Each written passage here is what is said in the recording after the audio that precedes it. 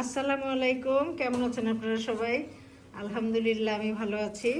এই যে আজকে আমাদের সেই মেঘ বৃষ্টি সানজিদা ভাবি চলে আসছে। আসসালামু আলাইকুম তো সবাইকে। ভাইও আসছে, অনেক দিন আসেন না ওনারা, তো ভাবলাম যে একসাথে আসেন, গল্প গুজব আড্ডা করি। আর একসাথে আমার হাজবেন্ডও আসছে, তো তো ভাবলাম যে সবাই মিলে একটু বাংলা খাবার খাই আজকে।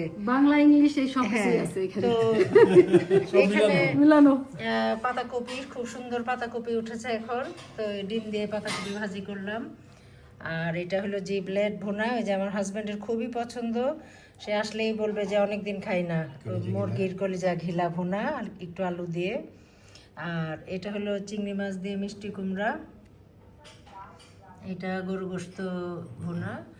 আর আরেকটা মজার জিনিস, লাউ দিয়ে দেশি মুরগির ঝোল। হ্যাঁ, এটাও খুব শীতের জন্য এটা খুবই একদম একদম, হ্যাঁ শীতের মধ্যে এটা একটা খুব মজার একটা খাবার। আর লাউয়ের টেস্টও অন্যরকম থাকে, যে কারণে আরো ভালো লাগে। আর এটা হলো আয়ের মাছ ভুনা, টমেটো দিয়ে ভুনা, আর এটা সালাদ। এই হলো আচ্ছা, একটু ডাল মাইন্ড করবে, হ্যাঁ এই জন্য একটু ডালও বের করলাম।